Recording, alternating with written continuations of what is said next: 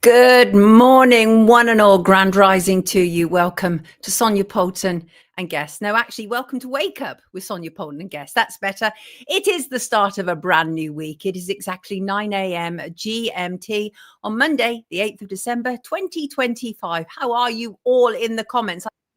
We're all busy chatting away. Lovely to see you. Thank you for being here. Thank you, Merv and Robert and Nosy Poke and Juicy Lucy and Peter and so many. Rolo and Colin and Catherine and Randy and Christine and Vanessa and Epic and Kim and you name it. Welcome to the show that gives no. You know it. You know that about me. Yes, indeed, you do. In fact, also, welcome to the show that knows you should stop asking directions from people who have never been to the place that you want to go. It's not my quote, but I love it because you know it's true, right?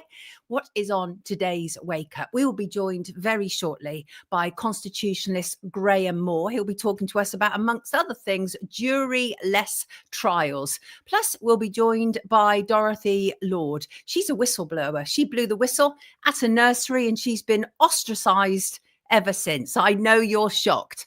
Plus, we'll be joined live from Camp Beagle, that horrendous breeding facility in Cambridge where they breed beagles for experimentation.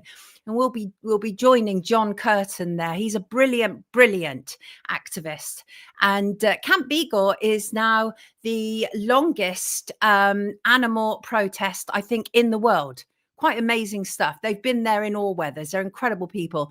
Plus, we'll be looking at breaking C-19 lies in the UK and in New Zealand, the punishing of Enoch Burke, and the cynical use of a bereaved parent in the attempt to ban open fires. Really nasty stuff. But you know that these people, there is no too low to stoop for them. You know that. And I will be reviewing the new Netflix 4-parter on Sean Diddy Combs. Plus, we have our Christmas giveaways, not one, but two. Yes, indeed. And I want to end the show with my thoughts on the whole idea of pain into purpose, because it's a real thing. Yes, indeed. Yes, indeed. So what is happening this week as we open and welcome a new week? Oh, I think my computer's just frozen a second. Just bear with me, guys and gals. Oh, no, I don't want to say that because that just reminds me of somebody very horrible and very noncy. Right. This is what's happening today. Joey Barton is due to be sentenced at Liverpool Crown Court. The former professional footballer, was found guilty last month on 6 counts of sending grossly offensive electronic communications. This was to Jeremy Vine, football pundits Eni Aluka and Lucy Ward. During the trial, the court heard that Barton had described Aluko and Ward as the Fred and Rose West of football commentary, and he posted a superimposed image of their faces onto a photograph of the serial killers. And he repeatedly referred to Jeremy Vine as a bike nonce and made other insinuations of paedophilia. Barton claimed his comments were dark and stupid humour, and that what he was dealing with was a political prosecution. I don't know about that. Right, so that is what is happening today. Plus, important to note, an important anniversary today, the first UK COVID vaccine was administered. And we all know what happened after that. Although you probably can't talk about it in any great detail on YouTube, which is fairly egregious. Plus, in Parliament today, the digital ID e-petition in Westminster Hall at 4:30 p.m. An astonishing 2,962,668 signatures of do not introduce digital ID cards. And once it gets over 100,000, then it is eligible for a debate in Parliament. But you know, and I know that it doesn't actually amount to a hill of beans. I think now this has just become something that Parliament does. It's like, okay, look, we'll do that debate on that petition. 5 or 6 people will show up. Nothing amazing will happen from it, but at least it will make the public think they're being listened to. And I'm sure my first guest will be able to relate to that hugely. What else is happening? This Wednesday, Australia's ban on social media for under 16s takes effect. I'm going to be watching that closely, very interested to see how that develops. Plus, regarding digital ID, the next mass non-compliance protest is this Saturday in London, organised by Fiona Rose Diamond, meeting at 1 p.m. outside BBC Broadcasting House in Portland Place. March begins promptly at 1:30 p.m. Also gathering on the same day, Tommy Robinson and his followers for a Christmas Carol event in central London. Apparently, it would mark the beginning of a new Christian revival in the UK, a moment to reclaim and celebrate our heritage, culture, and Christian identity. And the Church of England is not happy. In response to Robinson's newfound religion, the Church of England is to launch a poster campaign aimed at challenging Robinson's message. The poster, which will go on display at bus stops, says Christ has always been in Christmas and outsiders welcome. They will also be available for local churches to download and display over the festive period. The C of E is deeply concerned about the rise of Christian nationalism in this country.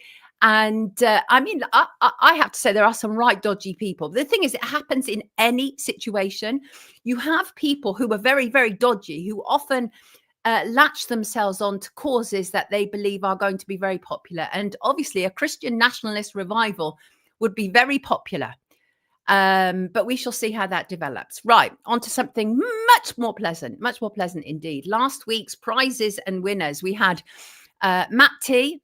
Matt T., who won wonderful decorations from lovely MK and a book. Matt, sorry for the delay in posting. I don't live that close to a post office, but it will be gone this afternoon or tomorrow morning at the latest. So congratulations on that. And Harry T and Tammy L won the festive cooking courses from the International Macrobiotic School. I hope you're enjoying that. And I hope you've now found your links. I believe some of the links that were sent to them went into the spam box. Thank you to everyone who has offered prizes. I've had enough decent offers to be able to give you 2 chances of Yuletide joy this week again. And this one is a corker. Thank you to Pixie Willoughby. Lovely, wonderful Pixie Willoughby. Very, very kind, generous artist. A very brilliant artist, actually. And Pixie has very kindly donated this. Let me see if you can see it on a better screen. Let me just try that again. Nope, that's not what I want. Let me just try that again. There it is. And that is called, let me just find it because it's verdant, I think. Yeah, verdant dance. Look at it. Absolutely beautiful. It is a 61 by 61 centimeters, which is 2 foot by 2 foot. Beautiful painting. It's unframed, and Pixie is donating that to our Christmas giveaway. It's retailing at £680, but it can be yours for free. Nish nothing. How kind is she? She was commissioned to paint 99 paintings for the bedrooms of the Tropicana Hotel in Thailand. She's soon launching the Pixie Willoughby art brand, which will see her art on water bottles, mirrors, diaries, notebooks, you name it. And her inspiration for this painting, which is called Verdant Dance, was her love of nature. Well, I can really relate to that. It's so beautiful. When you actually can see it, I really zoned in on that image, and it's just absolutely glorious. And she said very kindly, I will wrap and post the painting to wherever it needs to go. Kindness is my essence, and it is a pleasure to give this. I love that. I think one of the wonderful things about these Christmas giveaways, and oftentimes at this time of year, people are feeling kinder, they're feeling more generous. I was just, Pixie is probably like that 24/7. She's an incredible person. Verdant, of course, is about green with plant life. That's when we describe something as verdant. That's often what it is. It's used to idealize the countryside often, but this is an absolutely glorious image. I am so grateful to her. How beautiful is this, Gwyneth? Yes, Swiss Miss, completely beautiful. It is a beautiful picture. She's incredibly talented. And this, you can find Pixie. She's an artist with Witchwood Art. You can find her online. I'll also, if I haven't already, I'll put a link in the description to her art so you can find it. She retired from teaching. She returned to the UK to focus full-time on her art. If she's not painting, she's training for triathlons. She's a very busy individual, but most importantly, she's gifted this wonderful, wonderful image. Spring after rain, says KR. Absolutely, so very kind. SMG says beautiful indeed. Pixie, they're loving your picture in the comments. My favorite color, green. Rolo, I love green. My daughter pointed out to me, because I've always said red was my favorite color, but my daughter pointed out to me quite recently, Mum, I actually think green might be one of your favorite colors. And I think she's right. So lovely, Peggy. Absolutely. So in order to be able to stand in with a chance of winning that, you have until tomorrow, 6 p.m. Tuesday, to write to me at Sonia Poulton at sky.com. I'll put my email in the description below, and just put picture in the tagline or competition or whatever you want, and I will pick one random winner. One random winner. Gives me a feeling of peace, that lovely picture, said Robert. Right, exactly. Absolutely wonderful. Energizing green verdant. My aura is green, says Mels. And it's beautiful, really beautiful. And I'm so grateful to Pixie for that. Wonderful, wonderful kindness that is. Quickly, before I bring in my first guest, I just want to talk about this very briefly. This is Nathaniel Spencer of Quinton, Birmingham, NHS doctor, charged with sexually abusing 38 patients in his care, including children. He is said to be devoutly Christian, father of 2. He's accused of targeting his alleged victims while working at hospitals in the West Midlands and Staffordshire between 2017 and 2021. He faces 45 charges, including 15 counts of assault and 17 counts of assault by penetration, as well as 9 counts of sexual assault of a child under 13, 3 counts of assault of a child under 13, and 1 count of attempting to assault. He is due to appear at North Staffordshire Justice Centre on January the 20th next year, charged with multiple sex offences. And of course, it's not something that I can talk about at length because it is a live case. Right, people, let's bring in our first guest. Here he is, and he's looking very smart. Good morning, Graham Moore. How are you? Good morning. I'm very well, thank you. I hope you can hear me. I'm in the attic of a guest house. We can hear you beautifully. What are you doing in the attic of a guest house, Graham? We have just done, the English Constitution Society have just done another very successful English constitutional seminar at a place called the Dunes Complex, which is in, so Mablethorpe is in Lincoln. It was very well attended, and it was a fantastic and happy event because all we talk about is England and the Constitution, and lots of people were pleased with it. But just if you don't mind, to put out a shout for Paddy, who owns and operates the Dunes Complex. He is completely for free speech, where we've been cancelled on a few occasions last minute, and all we talk about is the law. He said, no, I want you to come here. And I can't tell you his history, but he is one of us. I won't say too much, but he's on a 1,000-year NDA with the people that he left employment from and bought this complex and said, I don't want nothing to do with you. Right. So he is a wonderful fella, and the Dunes Complex is completely free speech, and it's got a bar, restaurant, etc. Got you. Absolutely got you. And you do have to give a shout out to these people, because it does take some courage to put on people like you, Graham. And I mean that in no disrespect. I know exactly what it's like. I've been cancelled enough myself, so I really get it. Graham, if I said to you, are you English or British? What would you respond? English. And why would you say that? Because I'm an Englishman. England is a nation. It's a nation state in its own right. It's 1,100 years old. Britain refers to an island, and Britain is what's known in law. So you can get this from the Halsbury's laws books. Britain is what's known as a unitary state. It's not a country. It's never been a country. And it states that in law, in real law books. So I am English. Scotland has its own jurisdiction, Roman law jurisdiction, and England has the best constitution in the world, called the common law constitution. We have constitutional rights, and we have constitutional rights, which we exported to the United States of America. But here's the kicker. If you put the legal fiction on your head, which come from 1948, the British Nationality Act, which, by the way, Joseph Stalin did prior to that in the USSR and created Soviet, what you actually do is say, I am distancing myself from all of my rights as an Englishman, my air rights and history, and saying wrongly that you are British. You're not British, you're English. Got you. Rolo in the comments says, I'm learning so much from the English Constitution Society, which was never taught at school. Why were we not taught this at school, Graham? That's a fantastic question, because there has been a subversion of our rights for well in excess of 100 years.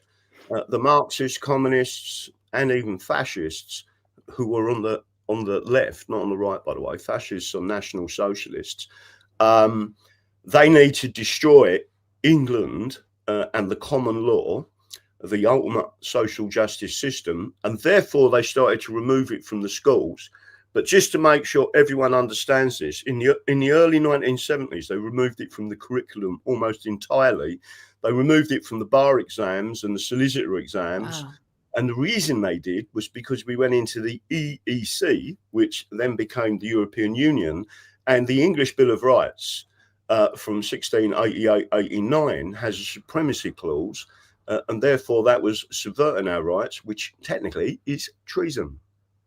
What is the Act of Settlement? Somebody's mentioning this in the comments.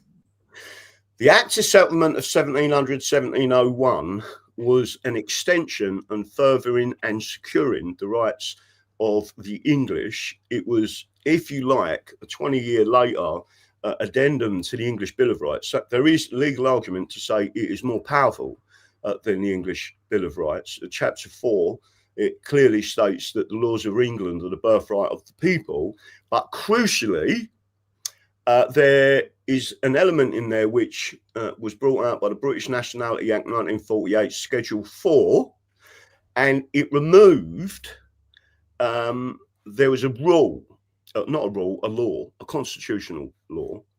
And that constitutional law, which was the Act of Settlement, basically said to be in any position of authority, MP, Lord, police constable, any position of profit, you had to be born of English parents. It was to protect our culture. It was brought in to protect us from the Dutch. And as everyone should know, they're the same race as us, but their culture was different. They started...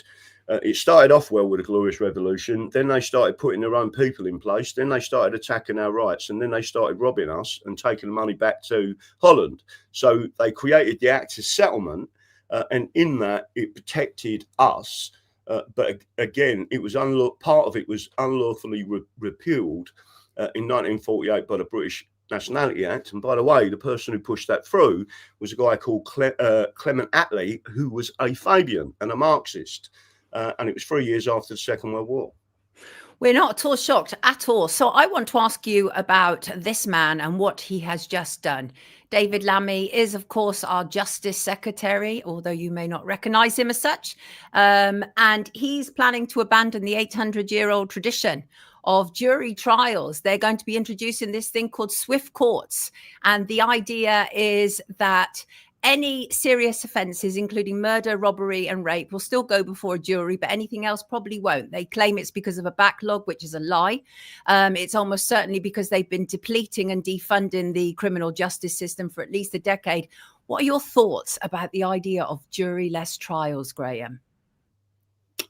It is the ultimate tyranny. The greatest protection of the common law and the English is the jury system, where your peers can hold up against the state in your defence and find you not guilty. There is something called jury nullification, where a jury, even if it looks like on paper you've committed the offence, they can still stand up and say not guilty, and it is unappealable. The state cannot appeal it if your jury of your peers say not guilty. Just to give you an example of that, there was a case. Well, there's been many cases where the jury have stood up and said not guilty. The state refer to that verdict. If it looks to them you're clearly guilty, the state refer to that as a perverse verdict, right? So where the people say that is justice, right? Because we don't believe. So it's nullification in an individual case. Getting back to the fella on the screen, he is a Fabian Society member. The same as Keir Starmer. Last time we had a Fabian cabinet was Tony Blair, and virtually the entire, I think the only one who wasn't a Fabian member was Claire Short. And we went to war with Iraq on a lie, right? So again, this was all come up recently in a case in Chester.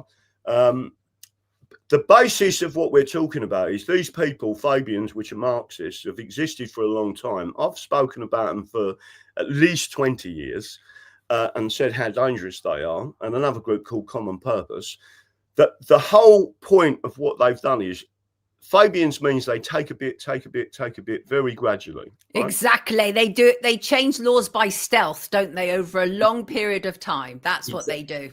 Exactly. And one of the things that they've done by stealth is attacked our constitution, which I go around teaching people and show people. One, we have a constitution, and two, they're inalienable rights. They can't be taken away from us, but they're doing it.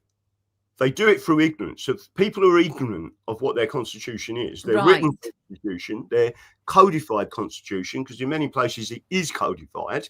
And then what these people have done. So just to get back to the juries, in 1933, and by the way, juries go back a long way, right? Not just to the Magna Carta, but further on. Before that, got you. But they developed over time into a way that an individual can stand up against the state and the power of the state. So in 1933 in particular, they removed grand juries. And people say to me, what do you mean like America? And I say exactly like America. America is a mirror of England of the 1600s. So why did they do that? Because a grand jury was a way of us indicting people in authority, including the Prime Minister, including the Attorney General, including anyone in authority. But the public could indict them and say there is probable cause that you have committed either subversion of our constitution or a crime. So they removed it in 1933. What they did then, don't forget I'm talking about gradualisation, they said, what we're going to do now is change the jury verdict system. And what we're going to do, instead of it being a unanimous decision to find you guilty or not guilty, we're going to say it can be a majority. That was a further erosion of the jury system. Because interesting. If one person on that jury stood out, right? Remember a film called 12 Angry Men? Yeah. Right? Go and watch it. It's an old film. It's exactly what our jury system is about. And then if one person stands out and say, I have a doubt, whether it be actus re in law or mens re, they're two separate things. Without getting technical, both of them need to be positive for you to be found guilty. Right. And if any member of that jury says, both of them are not positive, I do not find them guilty, I would have done the same thing as him or her, they can find you guilty. In the old days, if one person did that, you walked out of court. And what they did was then they changed it to a majority verdict, which is technically against our constitution, against our constitutional rights.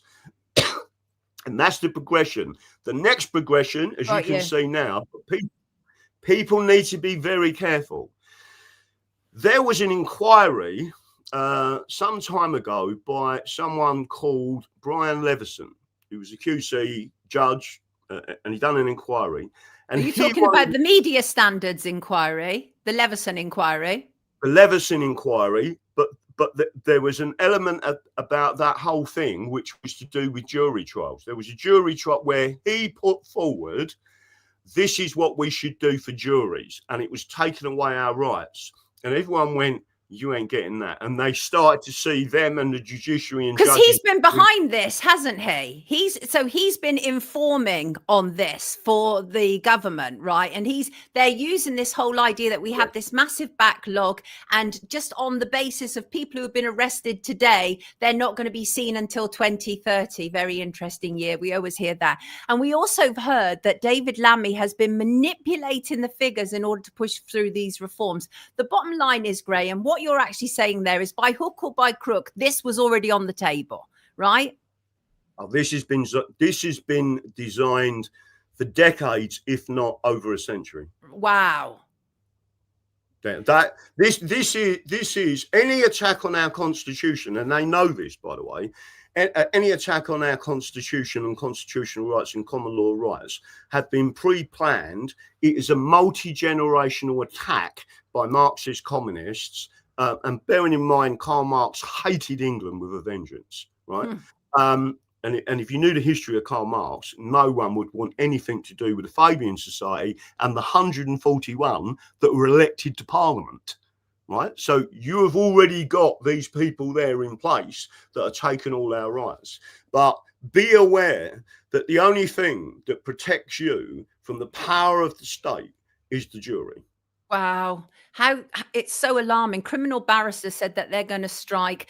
People have said this is nothing to do with the backlog. Lawyers have said this is nothing to do with the backlog. They have been depleting the legal aid system for at least a decade because they don't even want people to be able to have decent representation, do they?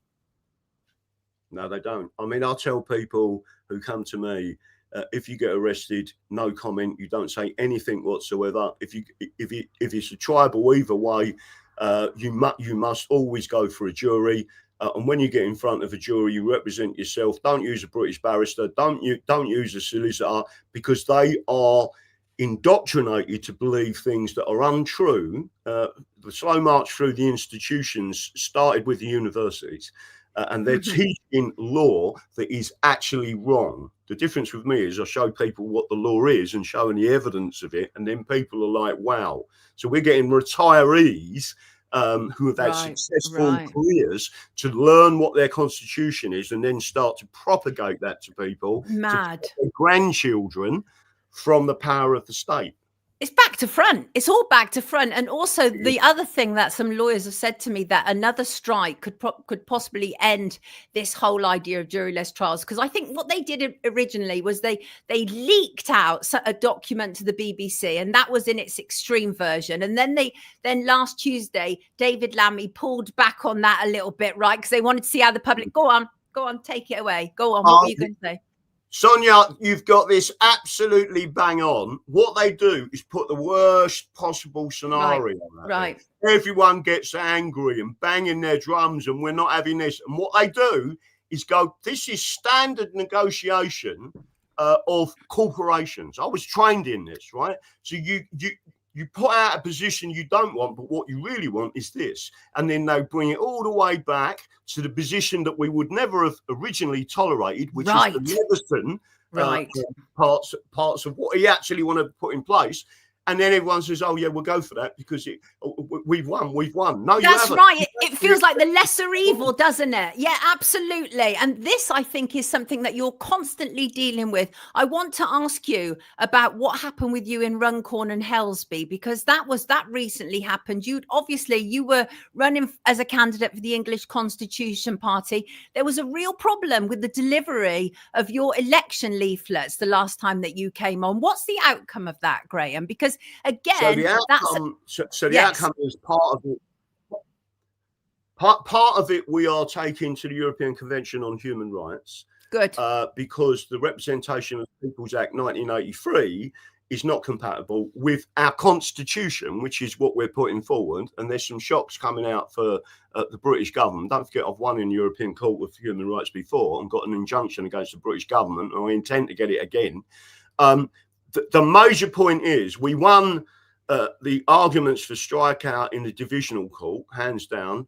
We won the arguments in the appellant court to make this trial go ahead, 3-0. So and you know this, 3 appellant court judges agreed with me, and not the King's Counsel, not the barristers, and not the solicitors. So we won that side of it. Then it got to the trial. They had initiated the appeal because they didn't want the 2 original judges in place. So my view of that was an abusive process, and they got an appeal within a week to try and stop the trial going ahead. But the basis of it was there was a number of issues. One with Cheshire Police Constabulary, one with the Royal Mail, which we've got a whistleblower who was given the names of 2 very senior people in Runcorn, in the depot of the Royal Mail, and they hid our leaflets and didn't deliver them, right? And we've got evidence of that. Taking it forward in 2016, when I stood in Sadiq Khan's old constituency when he became mayor, I got 50 votes. 9 years later, in a different constituency in the north of England, I got exactly 50 votes. It's statistically impossible, right? So, wow. And there was only 6 votes in it. You were capped. You were capped. Oh, exactly, right? So when we get to the actual trial, it was a 3-day trial at Chester Crown Court, court number 1, 65 people packed the gallery for 3 days. They were standing outside. Amazing. The judges said, we understand there is public interest in this. Sarah Pouchin was still trying to get this case thrown out. So I just want to say this: if anyone talks about reform to me, corruption breeds corruption. And if you're trying to get an election petition thrown out, when technically the person bringing the petition is saying that you got more votes, not less. Don't forget, there was only 6 votes in this, right? So between Labour and Reform. So again, there's some porkies being told, but by the media, the actual media, about why this case was brought. But the main thing is, they struck out the petition, right? And some of the things that they've given us further ammunition for the European Court of Human Rights. That's the objective, right? We had to get to the election petition to exhaust what we was doing here, so we could then bring it in the European Community of Human Rights. But make sure everyone's aware of this. It's never over. The counts are crooked. I explained a number of things to the High Court judges in the election petition, and I said the whole object of this case is for someone who is, no one's ever done it before, is to explain to 2 High Court judges how the fraud operates at the count. And I am telling you, we've witnessed this. I've witnessed it with George Galloway at Batley and Spen. And then I explained, he is not of my politics. I am about constitutional rights. And we have the right to freedom of elections. You do not mess with the votes. Don't forget, it was Stalin that said, it's not who votes for you that matters, it's who counts the votes. Ooh, right? Powerful and stuff. Marxists have taken that to the next degree, and they basically got you. So they take it to the next degree. But so yes, go on. Go on. No, because we unfortunately have to wind up. Yes, go on. Right. So the major thing is the way to count. They get, so in this case, it come out from Houghton Borough Council that the people doing the count weren't people who worked for Houghton Borough Council. They themselves had come from St Helens, from Liverpool, from all the Red Wall areas. They are trained to do a certain thing, and then they pull them in, and that's how the actual count fraud happens. They put one ballot at the top, one ballot at the top. So it would be Labour, for example. And then our votes are in between. But it looks like 50 or 100 votes for Labour when it's not. There's only one at the top for Labour, one at the bottom. And then they do what's known as a bundle count, which is a teller count. So they only check how many are in a bundle. They don't check every individual ballot. Oh, right? Stop. Graham, you're relentless, which is absolutely wonderful. Before you leave us today, can you tell us very briefly what we can do to form part of the pushback? Because clearly they're taking away our democracy by stealth, as we know. Briefly, Graham, what can we do starting today? The best thing that you can do is promote the fact that so the first thing, everyone should have heard, raise the colours. Do not raise the colours of the British Parliament. That is the Union flag, right? It is a unitary state, and it is centralisation of power, which is communist. You need to raise first your English flag, St George's flag, or the original flag of England, which is a Witham, and your county flag. Do not accept regionalisation in any way, because it's administrative law. There's a reason they're doing it. And the next thing to do is literally find these groups locally. Local action is national action. We, the people, must take back this country. And I just want to emphasise this. Certain people out there are jumping on the bandwagon of Christian nationalism. Yes. Do not trust them people. Right? Oh, thank you for saying that.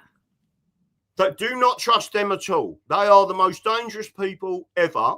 I am a Christian, a real Christian. I allow freedom of speech, right? And just to make sure everyone's aware of this, I'm not an evangelist. I don't go around reading the Bible, but I carry a Bible in my bag, right? I don't get it out at every opportunity, but what I do is follow the word of Jesus Christ, right? And that is, I am kind to everyone unless you attack me directly. And then you've got a problem, because the English, under common law, God's law, have the right to self-defense. Got you. Christine says, you go, Graham, spot on. And Graham has to go, unfortunately, but we love the passion and power that he's brought to the start of the show today. Everybody, this is Graham Moore. He's from the English Constitution Society, and do not get in his way. Just do not. Very determined individual. And I love that. Graham, take good care of yourself. Thank you for being here with us this morning. Wonderful. Wonderful. What a powerhouse. I absolutely love it. He never gives up. It doesn't matter what he faces. He never, ever gives up. Thank you, Graham, says Sally. Many thanks, says Peter. And the Church of England are the establishment. Yes, indeed, they are. I want to bring in my next guest without any further delays, because this is also somebody who's prepared to walk the talk. And we don't get that very often, do we? Let's bring her in. Her name is Dorothy Lord, and here she is. Good morning, Dorothy. Good morning, Sonia. Lovely to see you. Wonderful to have you with us. Thank you for joining us this morning. So, Dorothy, we obviously have to be very, very careful what we say here. But when you contacted me and I read what you'd endured for years now, I was like, we have to talk about this. And as I say, we have to be careful because unfortunately nothing's been proven, but there is plenty that you need to talk about. So you, Dorothy, you'd worked at a nursery for, I think, quarter of a century. You whistle blew repeatedly about what was going on there. This was a nursery that was attached to a church, and you whistle blew repeatedly about problems there. And you have incredible volume of evidence, but you were ostracized. And for the last at least 7 years, you have been forced to struggle in order to survive. You've been denied support and help. You have been failed at tribunal. What can you tell us, Dorothy, about your experience? First of all, what was it you claim you were observing at this nursery? Safeguarding failings. For years, I'd reported them and they've been ignored. I reported them to the relevant people that I was supposed to report them to. I followed the procedures and everything, and they just continuously ignored them.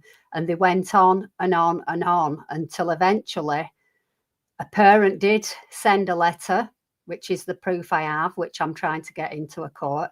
She sent the letter and it proved that I was telling the truth, but the letter was sent late. It was withheld, not by her, by the body that should have had safeguarded them children and sent it.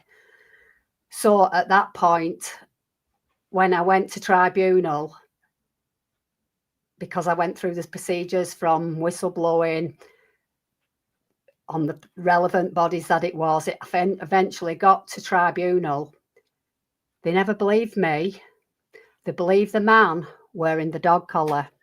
Ooh. And that's what you can't get past. You cannot get past the dog collar. The dog collar is their protection. They perjured themselves to save the church.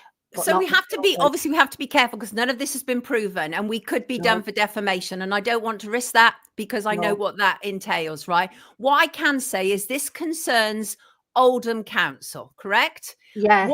So Oldham Council, irrelevant bodies, you know. What has been Oldham Council's role in this, Dorothy? They've tried to keep their role out of it. They've just ignored it. I've followed the procedures.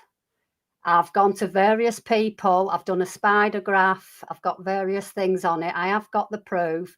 I've witnessed data protection breaches, physical abuse, emotional abuse and neglect, and the phone policy breach, which was the most concerning at the end because of Vanessa George, who was imprisoned. I'm sorry I mentioned a name, but no, don't be sorry. You're talking about the Plymouth pedo, right? Who was sending images of the children to like her boyfriend. That was what I'm trying to get over the point. Is that right. Colin Blanchard hasn't got out of prison yet, and he's just on the border in Rochdale because I'm within two authorities, and I've been to both. So it's not just one. It seems to be something happening all over the country, but mine has started within a church setting. And I think these settings, that's the problem. They're looking after each other. That is their role, just to look after each other and not the children. And that's a really important point you make, is when you are face to face with a religious man wearing a dog collar, as we will call it, in a situation like a tribunal. It's very hard, as you say, to get past that, isn't it? You're seen as the problem. Whistleblowers are always seen as the problem anyway by the state. We have no protection for whistleblowers. We don't take care of whistleblowers well enough, and you are proof of that. So what has happened to you ever since? I think you said that you can't even get ESA, or is there a problem with receiving any support? Well, it's been unlawfully took. The point is, I want legal help because it's been unlawfully taken, and I've been denied. Like, get rid of all the legal stuff. I wanted it to go into court because that evidence should have gone into the tribunal. I've not been given appeal yet. Once I get my appeal, then I can start. I've been denied job opportunities. I've been refused jobs in the local community. Right. The jobs that I did have further, they got rid of me because I grasped on a vicar. And that vicar had done so much for that person. They weren't bothered about the children. I've got the parents. I've been threatened by men. I've had ladies still telling people to this day, ignore that Dorothy Lord. She's just trying to get the preschool shut down. I'm not. I'm just trying to get accountability for being unlawfully sacked and unlawfully denied. I couldn't even do jury service, Sonia. They refused to let me do. I got picked and I felt honoured to actually have been picked for something. They wouldn't even let me do that.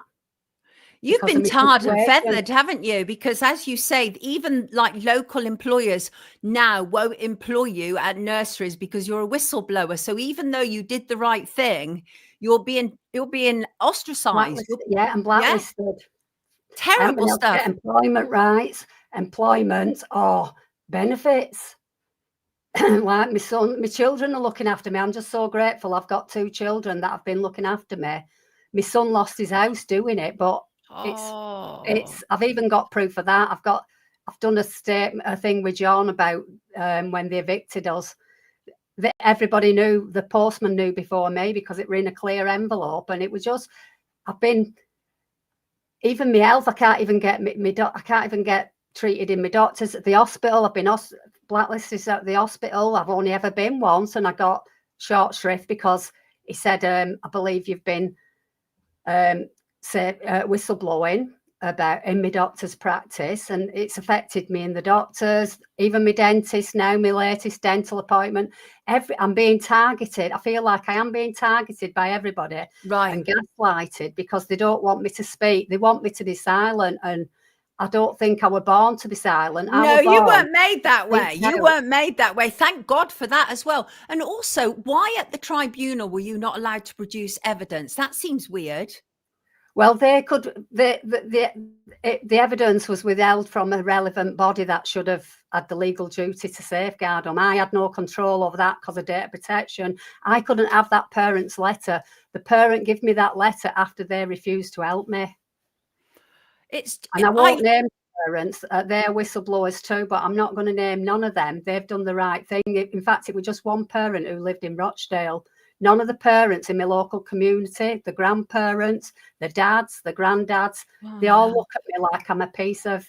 sweetie.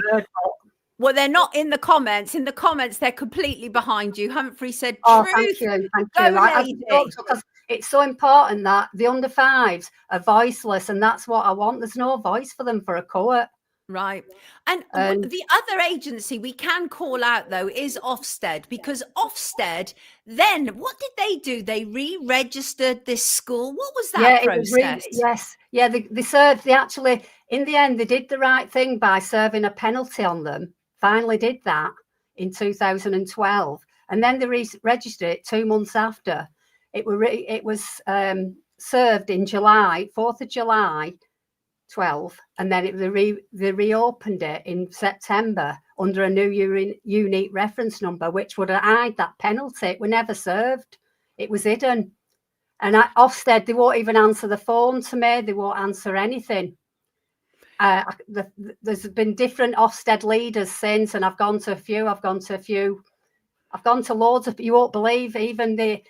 I believe. I've gone to them all. Everything. I believe. Yes. Did the police lose your files, Dorothy? Yes, and I even handed in my file with witnesses. 2 witnesses were with me, and they've just gaslight. It's basically gaslighting and stonewalling. It's absolutely horrendous what you've been through, actually. You said to me in correspondence that you were prepared to lose your home in order to finance a court hearing. It's the only way I can say I can get the thingy, because I did have an insurance policy up to 50,000, and I couldn't even get the solicitor to get it into tribunal. He won't come with me. They won't come. They won't do it. And so when I did go for the legal aid, he said, if you were that bothered, you'd pay for it yourself. Well, I was prepared to under my insurance, but I couldn't do, because at the end of the day, they wouldn't do it. And I were fighting them. I were fighting a few bodies at the same time, and it's took everything out of me. But I'm still standing, because I think it's down to my granny. She were a suffragette, and I were named after her. I don't know what it is. There is just something. I've even got one of my grandchildren who speaks out, and it's something that's there, and I think everybody should do it. Well, I mean, it's everybody's responsibility. It is, but we're all built differently, and there are people like your good self who just, I mean, to me, I think there's some similarities that I see in myself. Is you're so indignant that these people are allegedly getting away with the things that you've claimed, and you have been treated as the leper. That's the reality. That's the word I've used. I'm the leper. I'm the leper of Thornham. I call myself. Yeah, exactly. And that is, it's so old that they do this to whistleblowers, that they make the whistleblower the problem rather than the problem. And that's what's happened with you. How are you surviving? Because on that road to Damascus, I've met some lovely people who's helped me. And John Lawrence has been one of them. Peter Brown. There's been a lady, an angel. She doesn't want to be named. I won't name her. She's absolutely the person I met on that road to Damascus, and I am so grateful.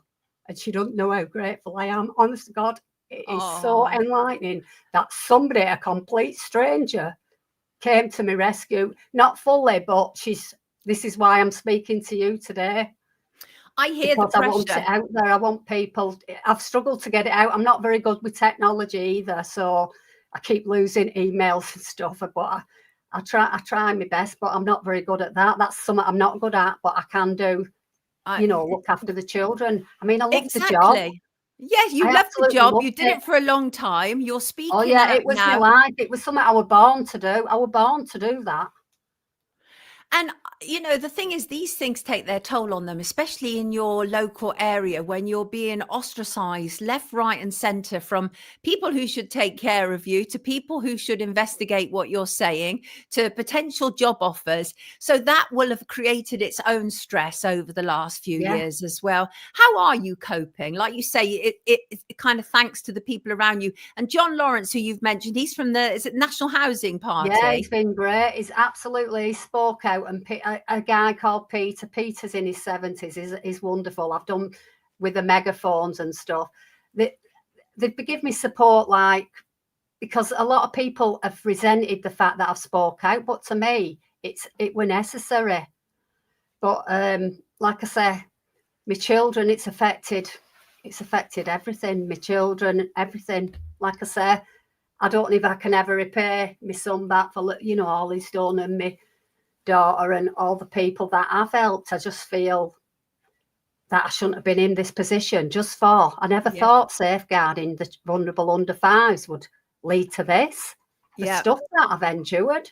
Yeah, exactly. Dorothy, you're a wonderful person, says Vanessa. There's so many wonderful comments here for you, Dorothy, because people feel your heart. They feel instinctively about the struggle that you've endured. We can all feel it. And which is why, even though we had to kind of negotiate all these various legal issues, I thought it was absolutely imperative that you came on and was at least given a voice, because the reason that I formed Wake Up in the first place, I want to give a voice to people exactly like you, Dorothy, exactly like you, who are out there and who are doing good in the world and are being challenged and obstructed from doing it. So what's the next step for you? Well, the next step is you've given me the voice. I'm hoping that I can give the voiceless their voice, because they still haven't got it. Do you know what I mean? They're still operating like it's never happened. And a lot of these people, my colleagues who I work with, bladed me in the blades. Well, they're still working with children, and it's a concern because they've kept quiet. And they're being I mean, I can't even remember. Like I said, the last trip I had was last Friday when I had a fall. I've not been. I can't do anything. It's halted everything. Trips. Legal help. But the legal thing is what I need most. I need to get it in a court because it's the only way them under fives are going to have a voice. Well, And see, like I said, the only way I could pay was buy me home. I mean, I met the criteria for legal aid, but they didn't want to give it me because I think they're protecting the body. If you want me to be quiet, you know, it's too problematic. You are a problem, right, for them. Yeah. KR said, how can we help? Well, just to help try and get it into in a court. I want it in a court so they can be heard. That is the most important thing to me. Have you started a fundraiser? I can't do all that funding or anything like that. I didn't even think I'd ever have to be begging for money to help the children. You know what I mean? Why can't you do it? Well, I'm not very technical and stuff. Well, it's quite straightforward to set up a fund, and I think that you would probably get quite a lot of support for this. This is not about you, Dorothy. As you say, this is about protecting children. Yeah, because the problem is while all this silencing is going on, we don't know what's happening with the children at this moment in time and how well protected they are because you're not around to protect them. So we have to do something. We have to be able to do something. So, and right, let's just read some of these comments. I suppose they could raise the voice to pick, you know, to authorities and stuff. Who could our viewers write to? So could they write to Oldham Council? Well, I think it'd be a good start because that's where the problem lies, especially it's happened in Royton. I live in Royton, you see. It's just halfway between Oldham and Rochdale. It's like in the centre and like I'm within two authorities. But I'm, you know, anybody who cares about children, basically. Yeah. You know, especially the under fives who cannot speak for themselves because it can lead to grooming and all stuff like that because the groomers are all you know, the people who are speaking out now, it all comes out, but the under fives, they can't do it whilst they're under fives and they haven't got that ability the same. Right. So anybody out there, if you feel so inclined, please write to Oldham Council, presumably to social services, saying that you listened to Dorothy Lord today on my show. You are deeply concerned that as a whistleblower, she is not being protected, but not only is she not being protected, she's being attacked and she's being stopped from raising awareness about her very legitimate concerns regarding an under 5 nursery. So if anybody feels able to do that, please do. And then let me know if you write to Oldham Council so I can let Dorothy know that you've done that as well. And Dorothy, in the meantime, if you decide to launch a GoFundMe, I do think you'd get support, and just let me know and I will share that link as well. Dorothy, before you leave us today, what do you want people to absolutely know about this situation? I just want them to know how a whistleblower gets failed. I don't want it to put anybody off whistleblowing because it's important that they need that voice, but I want them to be able to get help and go to places where they will help, especially legal help, because I think it's the only way I'm going to do it is the legal help. Right. Because I have been to, honestly, you don't want me naming it, but I've been to that many people who I thought would have helped and they haven't. And they have a duty to them children. It's them who need to dig a bit deeper and forget about the pay packet all the time. Because this is a matter of public interest. It involves always money. Yeah, but this is a matter of public interest. It involves the church. It involves the council. It's a public interest because, and actually, the church should be speaking out. I've even appealed to the church. And they need to dig that bit deeper. Oh yes, they do. Oh yes, they absolutely do. And the commissioner of police and all of them to just get that. I want my case to go to that CPS to get it in. Dorothy, I'm not afraid. So after this, send me contact details of people at the church that I can contact directly, because I want them to take accountability for this situation, and I will personally hold them to account. You have so much support in our comments. Colin says, stay strong, Dorothy. All will be good in the end, lovely lady. And I sense Dorothy will get some help soon. Randy, she absolutely will. I'll do what I can. I can only do a certain amount of things. And thank you, Sonia, for listening and realising how important it was, because a lot of people haven't got it yet. A lot of people haven't got it. Not at all. Listen, you take good care of yourself. Thank you to John for helping us and facilitating this call. It's a treasure. It's been great as John. Thank you very much, Sonia. God bless. Everybody, Dorothy Lord, what a fantastic name for a fantastic lady. Lots of love to you, Dorothy. Take good care of yourself. Yeah, God bless and have a nice Christmas. You too, sweetheart. You too. Bye. Take care. Bye. Isn't she lovely? She's so lovely. Thank you so much, Randy. She is so lovely. Gina says, Dorothy, you came to the right place. Lovely. Hope you get the support you deserve. Let's hold them to account. I have no problem, no fear about any of that sort of stuff at all. That's what we're going to do, right? That's what we're going to do. Wonderful, wonderful people, such powerful people. And all they're trying to do is take care of us in England, whether that's Graham Moore or whether that's Dorothy Lord. Incredible, phenomenal people. Before I welcome in my next guest, I want to turn to a news story that I didn't have time to cover before I brought in Dorothy. Let me just find it. And because it's interesting, very interesting, a lot of stuff that's been on the internet over the last week to do with Operation Talla. Anybody seen it?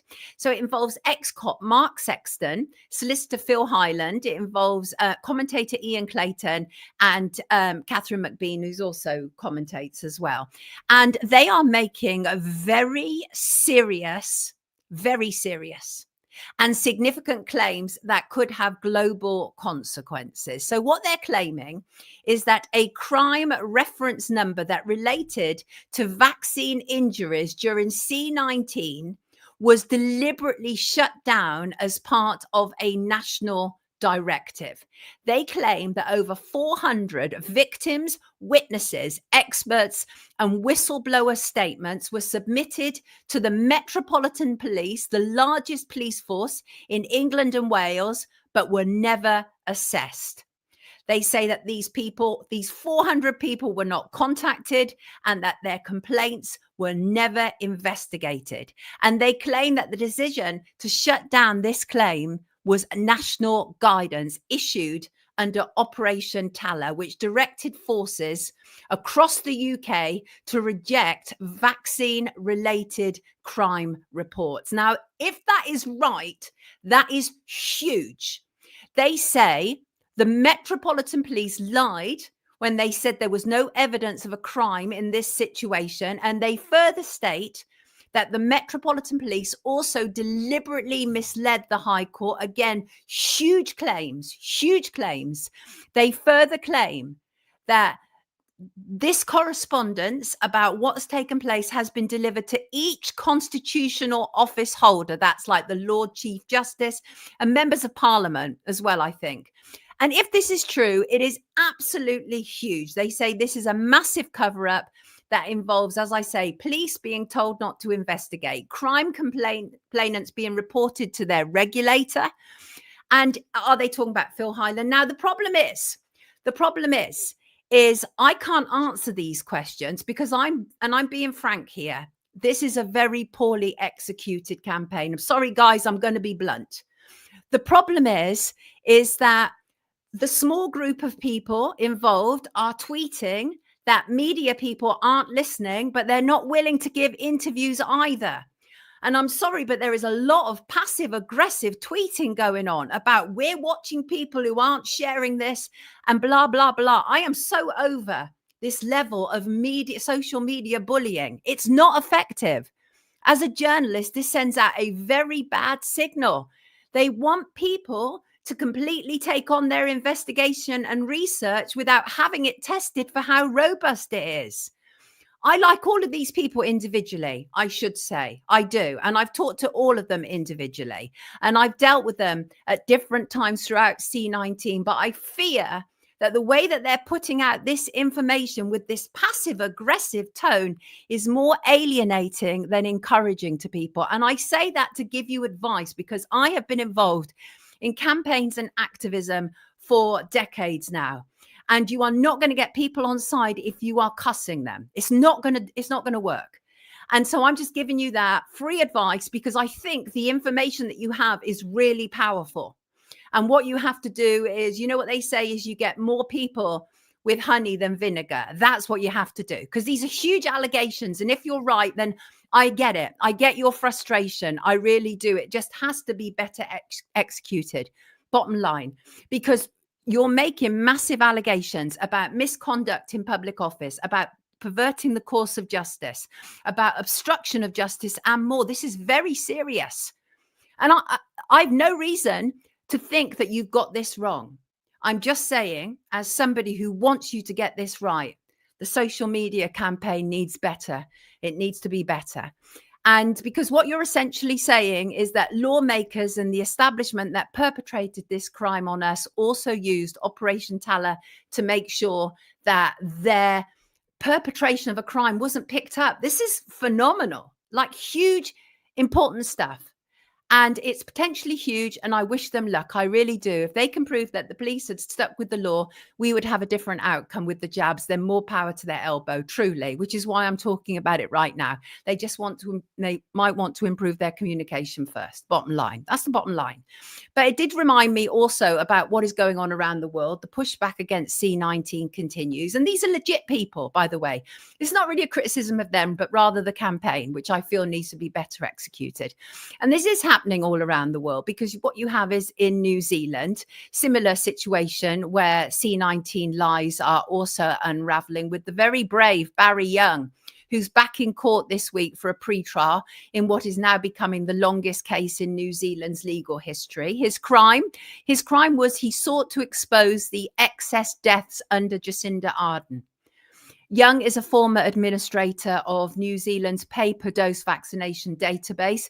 He released anonymized, non-identifiable data after noticing what he believed was a concerning rise in deaths. And he shared the information publicly, insisting the public had a right to know, which they do in New Zealand. Absolutely. Not long after, he was raided, he was arrested, and he's now spent nearly 2 years fighting legal battles. Prosecutors are now arguing he should not receive whistleblower protection because he supposedly lacked expert credentials. Outrageous. They hate whistleblowers all around the world. The person who's raising awareness to the problem becomes the problem in the eyes of the authorities. But this case is being watched closely all around the world. It's great to see investigative journalist Liz going on to this. I spoke with Liz before when there was a baby in a New Zealand hospital that was being forcibly injected against its parents' will. Liz is a great journalist, and good luck indeed to Barry Young. It's not easy. It's really not easy to stand up against the powers that be. So, but I wish him all the best. Truly, I do. I hope that he gets what he needs. But 2 years inside already, people are just being punished for speaking out all the time. It's horrendous stuff. Right, I'm waiting for my next guest, but until he arrives, I will get on with more news. Yes, Rolo, they hate being held to account. That they hate it. Absolutely, they do. Right, let me see what else I've got. Oh yes, Enoch Burke. Oh, this is mad. This is a mad story. Today really is a lot about whistleblowers and people raising awareness to huge injustices. This is Enoch Burke. You may or may not know him. He's a stubborn sod. But sometimes you have to be in order to change things, because people with power who abuse that power never give it up willingly. And it takes hard heads like Enoch Burke to force them to keep at it until the system itself is forced to change. So Enoch Burke Irish teacher has now been told by the High Court that he will not be released from prison for Christmas. He'll stay in jail until he gives an undertaking not to trespass at the school where he used to work. He was ordered back to prison 2 weeks ago for contempt of court by continuing to turn up at Wilson's Hospital School. There's a court order which directs him not to trespass. This, of course, goes back to August 2022. Mr. Burke has now spent more than 500 days in prison for refusing to abide by court orders. But there seems to be a confusion about what really is the genesis of this case. Well, I think it's quite clear. And that is what happened was Mr. Burke refused to refer to one of his students, a boy, as they, them. Right, a non-binary expression. He's a Christian, and he refused to do it. He simply refused to do it, and he's a man of principle. And they've gone after him ever since. Accessed his bank account, taking money, doing all manner of things. Attacked by the judiciary, not even telling the truth anymore about what was the origin of this case in the first place. And it's quite atrocious. What is he accused of? Well, Randy, he's now accused of contempt of court because he goes back to his old school, and they say he can't go back to his old school. But the origin of this was that he refused to call a boy they, them. That's it. But there's confusion in the judgments. One judgment denies that was the origin, while another judgment states that was. So there's a lot of confusion. And prison for refusing pronouns nonsense. Well, the thing is that they don't get you on that, right? They don't get you on the pronouns. But what happens is because he doesn't accept this as a contempt of court, and so they'll get you on the technicalities. That's what happens. Anyway, on Friday, he lodged a Supreme Court appeal. And you can see here, prison guards escorted him to the Supreme Court in Dublin on Friday. It's now over 3 years since the principal at the school demanded that he use they, them pronouns. And in a fairly shocking and egregious development in 2023, the Court of Appeal stated there is no evidence whatever that Enoch Burke was disciplined because of his views on transgenderism, or because he objected to the principal's instructions to call a child by a new name and the they pronoun. And this was blatantly false, the Burke camp say. And now the whole Burke family are being threatened as well, because they're obviously highly supportive of their son and brother, and they're all being threatened as well. It's outrageous what is taking place. Let me just quickly check my that there isn't a problem for John Curtin at Camp Beagle. Oops, let me just check. Can't see that there is a problem. But I can see a whole load of entries for the lovely picture. Yes, indeed. So hopefully John Curtin will join us soon from Camp Beagle. But until he does, I will carry on with the news. In what way would that be a crime in the real world? Yes, I remember. Didn't they? What's that? Save our children. It's a ridiculous situation. Ridiculous. Hope he has money in prison at least. Well, the problem is, Mr. Dunham, they also had access to his bank account and were depleting his bank account. It's actually outrageous. But in a separate ruling in July 2025, 3 other judges of the Court of Appeal stated that the fact of Enoch Burke's views on transgenderism and his objection to the principal's instructions were central to why he was suspended and dismissed. So it seems like some people are playing fast and loose with the truth. But as I say, he's now appealing to the Supreme Court to ensure that this matter is clarified and put right. And he's also requested that the Department of Education does not proceed with the appeal of his dismissal, which is currently scheduled to be heard this week. Here's the thing. If my daughter was still at school, I would want her to be taught by a teacher like Enoch Burke, right? I don't have to necessarily agree with what he might believe about religion or not. But this is a man, at least, who is sticking by biological reality. I don't want any teachers to be caught up into the airy-fairiness of the gender lobby. And we talked about this on Friday's show about the issues of how many people are captured by the gender lobby, but not this man. So, more power to his elbow. You know what? It takes the Dorothys of this world. It takes the Enochs of this world to stand up and be counted. And it's never easy.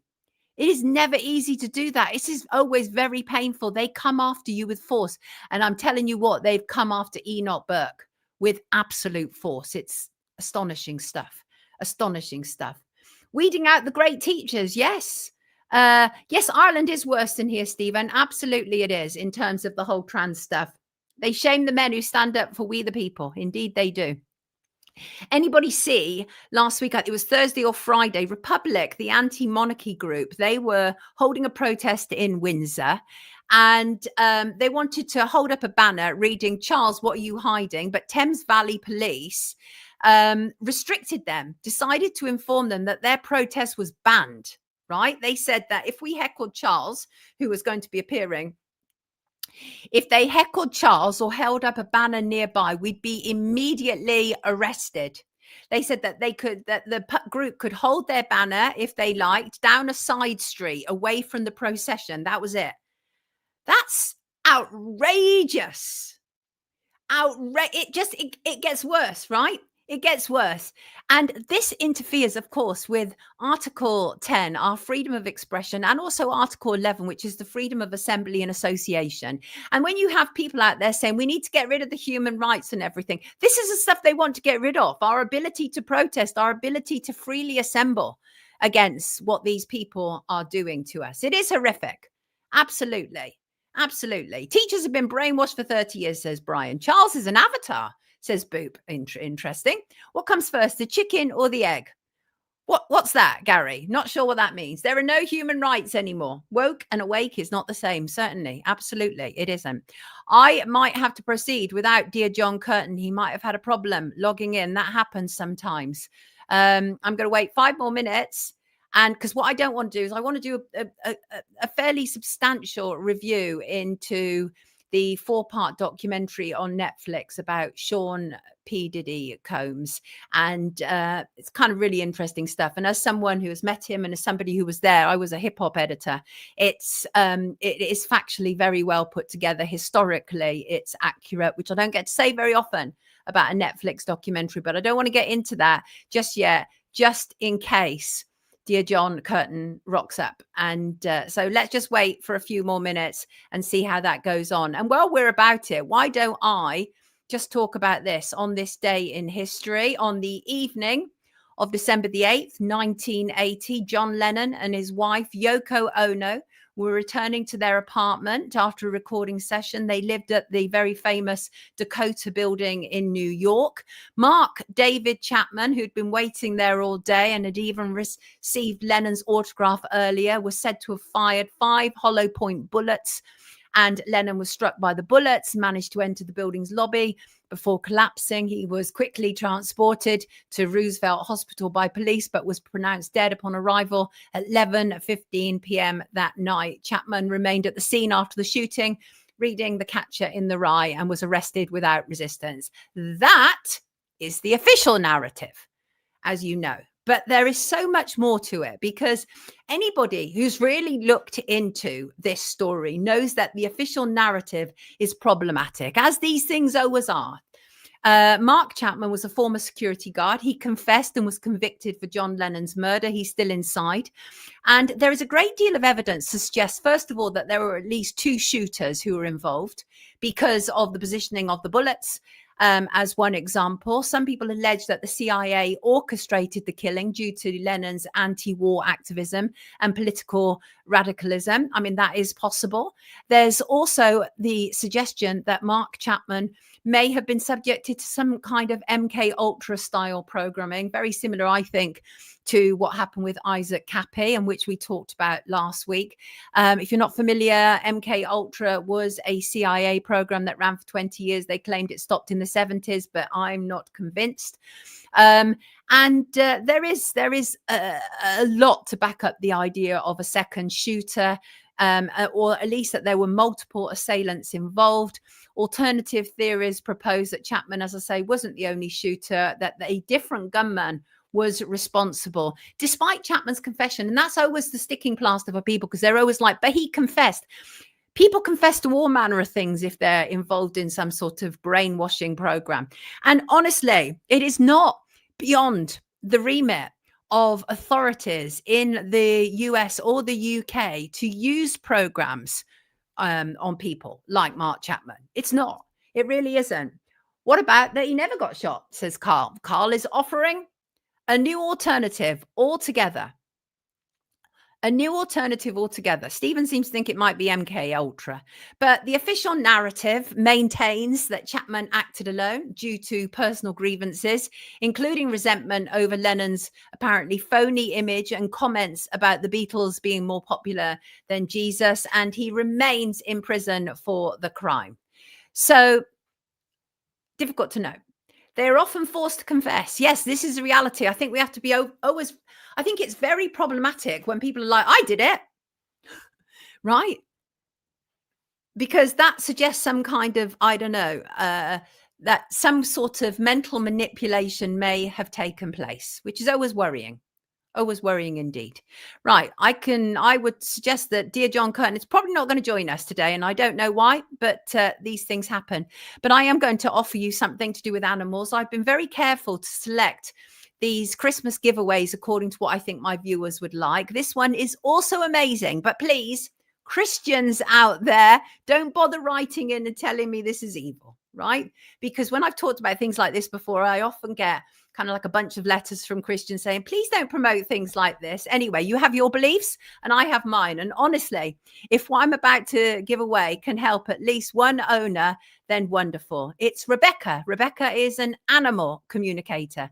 And Rebekah, very dear, darling Rebekah, is offering one 60-minute remote animal communication, channeled energy reading and healing session. It has a value of £75, and this can be for animal companions on the earth or in spirit.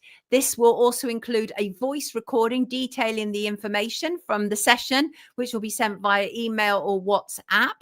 And Rebekah is always connected with the spirit and animal world. And a little about her. She said, I have been blessed to have a life connected to the spirit world and Mother Nature from a very young age, meeting my first spirit guide at the age of 11. The complexities of the human construct have always fascinated and perplexed me. I get it. And she said that her spirit guides have greatly accelerated in recent years, with her guides constantly showing her the path to focus on. And it was in 2021 that she fully embraced her abilities as an animal communicator and a spiritual medium and decided to be of service to others full time. She says, I have a strong pull to share my abilities and experiences to assist others to navigate their journey so that they don't feel alone, as I had done trying to make sense of things in my earlier years. Now, as somebody who has lost pets in the past, and there aren't necessarily like proper therapy services to assist something like this. There will be therapy to assist with grief. But Rebekah is one of the first people that I've encountered who is essentially offering a kind of spiritual therapy for grieving pet owners. I love that idea. I absolutely think it's amazing. And Stephen says, I'm spiritual, not religious. Rebekah says, I've loved animals for as long as I can remember. I've always talked to them, but as my gifts developed, I suddenly found I could hear them talking back. And do you know what? I have full-on conversations with my dog, and I had with my dogs in the past as well. I think dogs and cats are very communicative. I'm sure all animals are, really. And it's the transition when they go into the spirit world that is so painful for so many people. So I think that this idea of this session is a very wonderful idea indeed. And I appreciate you offering it, Rebekah. And this is available for one person. Yes, Lyra, a great service. Absolutely. It is lovely, Marie. I love it. What? Oh, that's something about biofield there. Got you. So if you want to enter this, then same rules apply as to the previous competition. And that is write to me at Sonia Poulton at sky.com by 6 p.m. GMT on Tuesday. Put in the subject pet competition, so I know it's different from the picture competition, if you would like to enter, and one random person will be selected for a session with lovely Rebekah. Cats do just know. Yes, absolutely. I love healing animals. They are so empathetic. I prefer them to most humans, says Lisa. Oh, wait, my pleasure. It can be to chat with your pet still here on Earth too. I think Rebekah is in our comments. Spirit journey of enlightenment. Wonderful. Wonderful stuff. We love animals around here. Many of my viewers are big animal lovers. I'm sure this will be very popular indeed. My hounds are my best pals by a long shot, says Shug. I hear you, Shug. I hear you. It was really funny. Like yesterday, my daughter was having a conversation with the dog. The dog was talking back. I mean, other than the fact that it wasn't English or a language that I could necessarily discern, the dog was 100% talking back. Wait, Free Steamer has 5 Salukis, not messing around. Lyra loves her Siamese cats. Can my parrots enter? I will have nothing to do with it, says Randy. My Eddie dog was amazing and magical. Gina, I understand. I lost my Bliss dog January 2020. I still cry about her. And but that's true, Soldier. People do often cuddle their pets more than they do their children because it's easier to. It oftentimes children, you've got all manner of situations going on, children, and all manner of kind of barriers that might have come up, or somebody said something to hurt somebody, but you don't have that same situation with animals. So again, Rebekah, thank you so much for offering that wonderful prize. Wonderful stuff. And just a quickie to mention that today I read that the government want to ban log fires.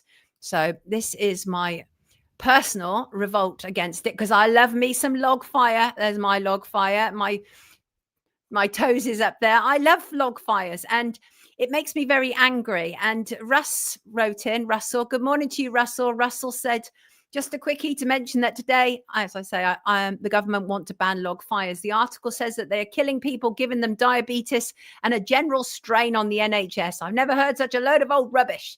I know you also like a fire, just like me. We got to fight back, says Russell Ruckman, who's a DJ and a producer. We do indeed. Next week, Paul Burgess from the Climate Lies channel. I don't think that's the actual title of it, but he exposes climate lies. Will be joining us to talk about why, like me, you will have to wrestle his open fire from his cold, dead hands before you get to stop him lighting one. But what is behind it? So what you have is there is this a new report which talks about how we need to do better, that there is a problem with the environment and open fires are the problem. And according to Calvin May, who is head of technical services at HETUS, this is both expected and necessary because apparently open fires are incompatible with the UK's new clean air targets. Well, that's where the problem starts because the UK's new clean air targets are bunkum. They're based on hoax and debunked science, absolute rubbish and nonsense. And they are urging policymakers to focus on banning open fires. Labour ministers are currently considering stricter rules on wood burning stoves. But what you have are these other industries that want to broaden it out so it actually bans all open fires. Nothing should be touched, not log burners, not open fires. Okay.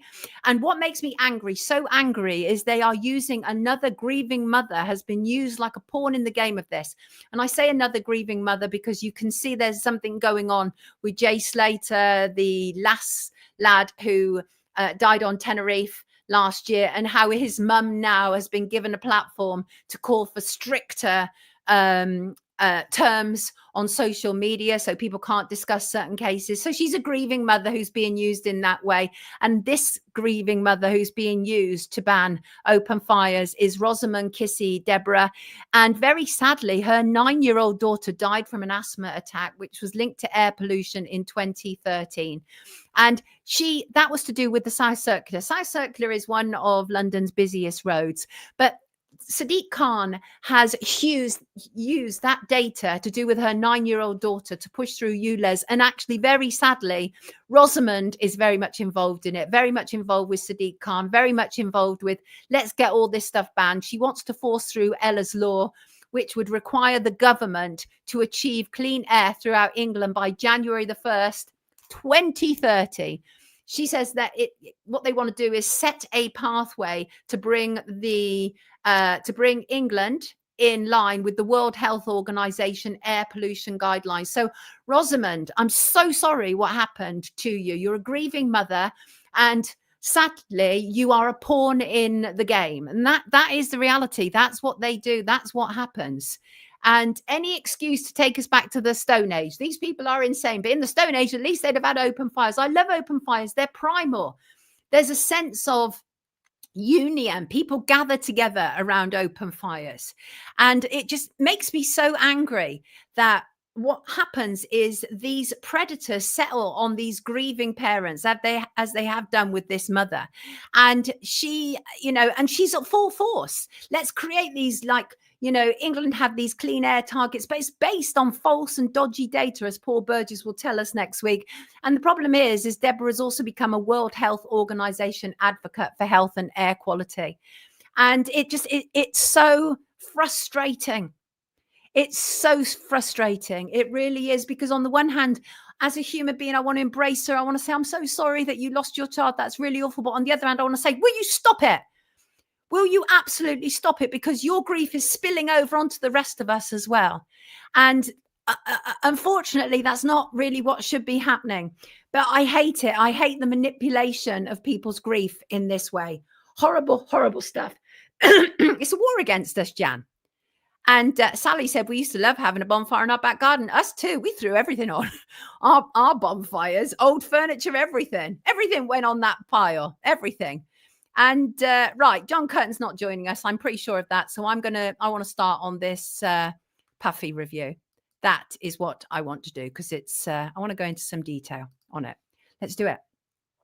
So Netflix documentary was launched at the end of last week, and it concerns Sean P. Diddy, Sean Puffy, but either way, his name is Sean Combs. Sean Combs was in many respects an enigma. So what you have now is Sean Combs, The Reckoning. Let's start to bring in some images here. There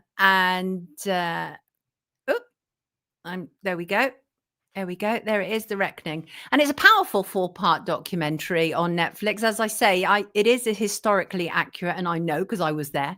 And what we had was the recent appalling court case where everyone was trained to focus on the sex charges against Sean Combs when he was potentially responsible for much more serious crimes.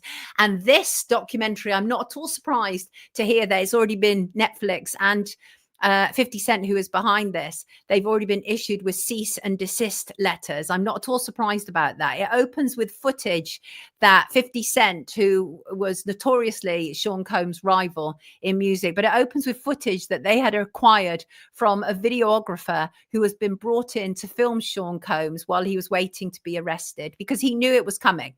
He knew it was coming. And what you see, the opening image, is him talking to his lawyer, Mark Agnafilo, and they're trying to work out the best strategy to use. Let's see if I've got just an image of that where he's talking.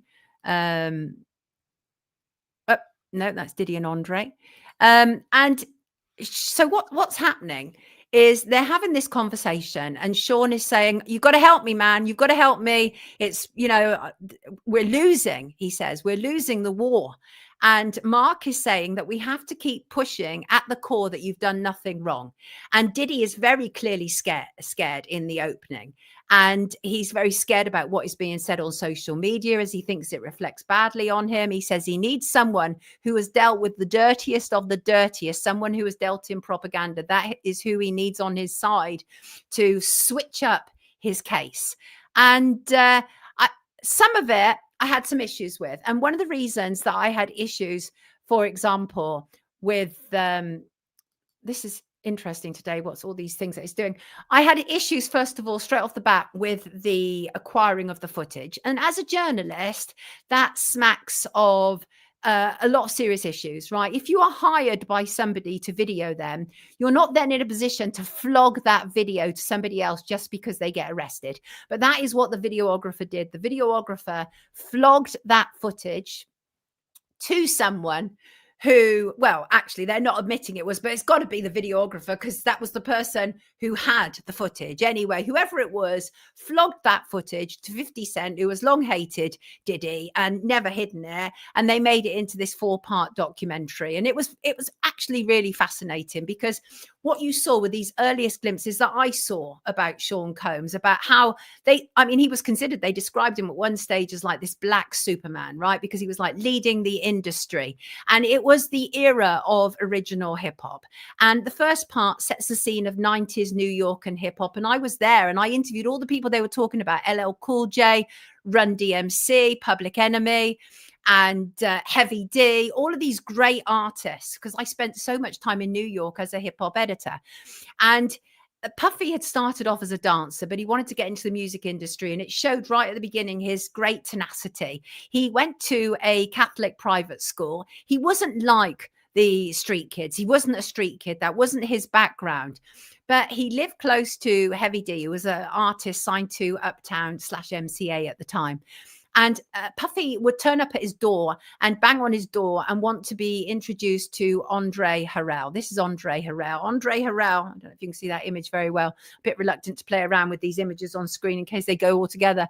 But Andre Harrell was the big boss at Uptown, and Puffy wanted to get involved in Uptown very much. And so he kept essentially haranguing Heavy D, who was an artist signed.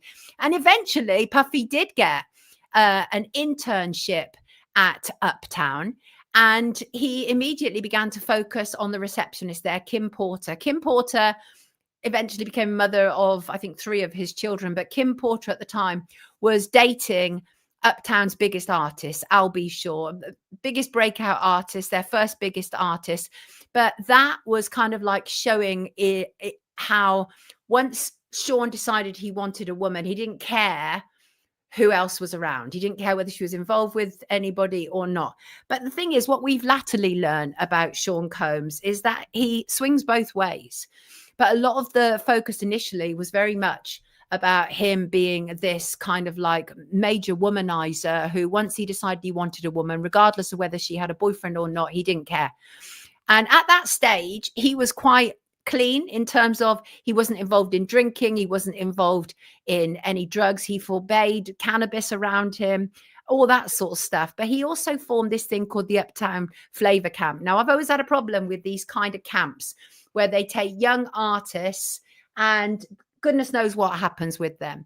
But the thing about Diddy was that he absolutely understood very clearly about fashion, music, and marketing.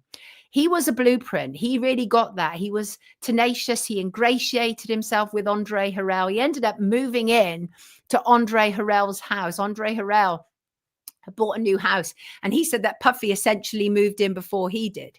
Now, I think that it is very possible that Andre Harrell and Diddy were having a relationship at that time.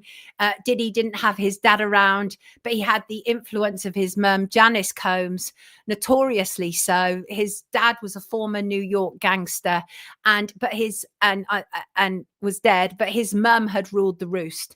And the role of his mum, Janice Combs, is really evident in many respects. And it was portrayed in the documentary as he came from this very sort of almost 70s pimpish background. His mum projected on him the type of man that she was attracted to, like his father, kind of, gangsterish. But he was actually kind of like well-mannered, very softly spoken at the time. Janice used to throw parties where pimps and hustlers mixed with famous people, very much like Diddy's white parties that he later held. And weirdly, Janice had a stage built in their living room, and she would have children perform for the adults. Right? I take a pause there. And those are the early makings of him. This is how he began. Janice later admitted on live TV when he was being interviewed that she'd worked in after hours. Essentially, she was admitting to prostitution. And that was when he was live on in a TV interview. She admitted that. And the whole thing was all kind of like super Mac in his household. And there was allegations that she beat him so hard. But he justified what she did to him. He was geeky. And she forced him to change, and he justified all that. She wanted a man's man, but her son was softly spoken and studious.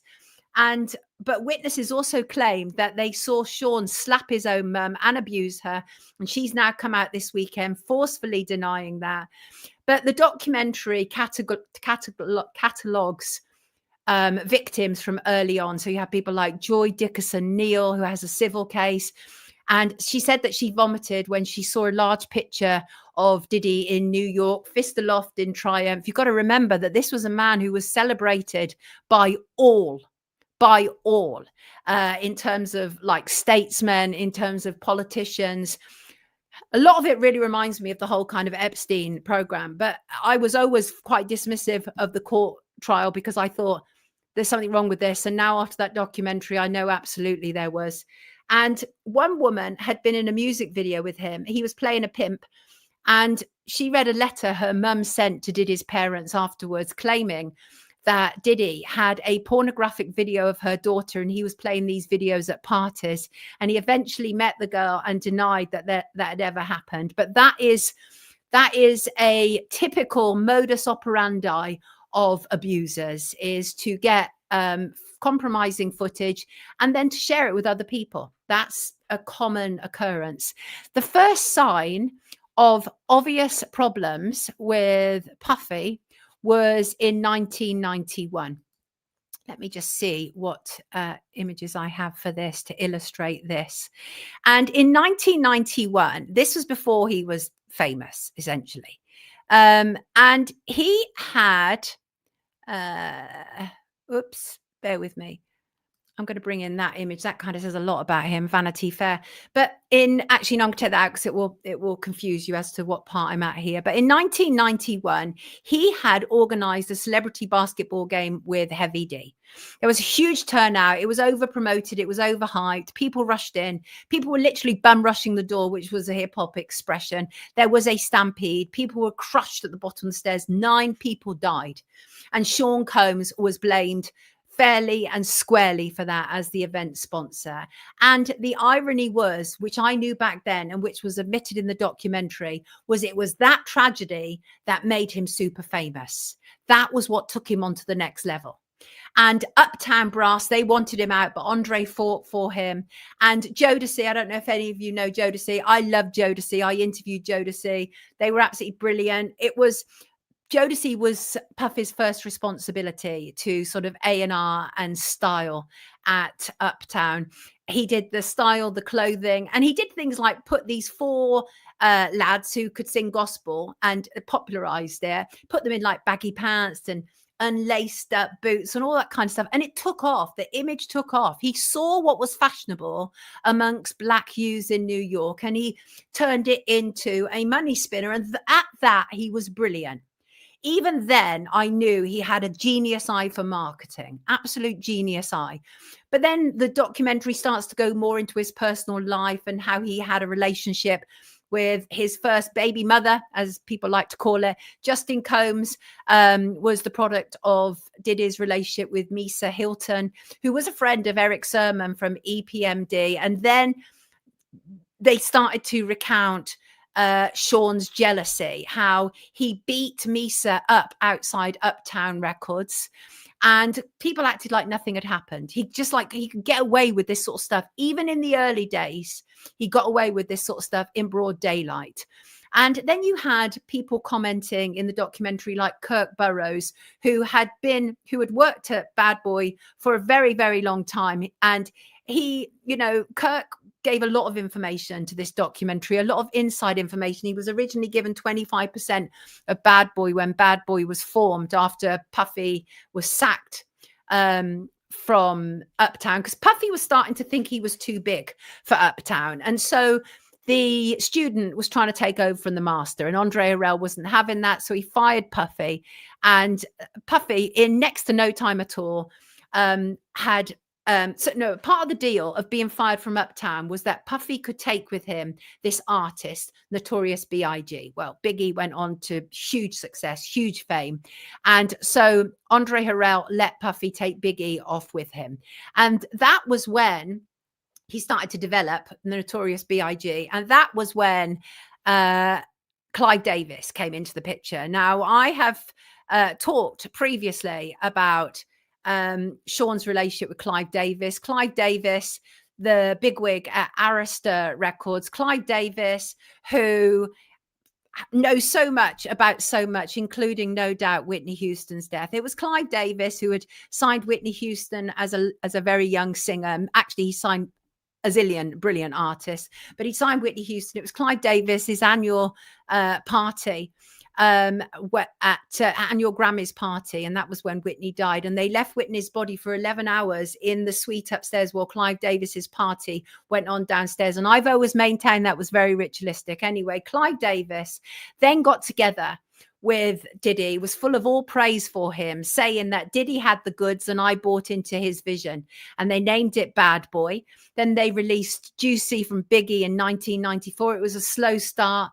The West Coast was really hot at that time with like Dr. Dre and Snoop and Tupac and all of those kind of, and NWA, all artists other than Tupac that I'd interviewed. And Tupac and Biggie were friends. And Diddy was jealous of their relationship.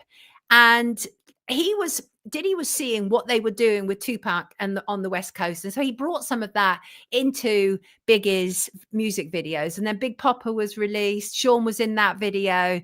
And it went big, went absolutely big. And that was really kind of like what broke the Notorious B.I.G. But what happened was that even though Tupac and Biggie were friends, Puffy was incredibly jealous of anybody that he struggled to control. That was a reality. And let's just bring in this image, if I may. There they are all together, Tupac, Puffy, and Biggie. And Sean was really envious of Tupac's fame because it had occurred organically. There was no marketing manipulation involved with launching Tupac. People just loved him and they loved the rawness of his music and what he was producing. Whereas Puffy was really coming from a place where it was a lot about marketing and the visuals of what people looked. Kind of music was quite secondary. And he was really envious at the raw and organic successes of Tupac.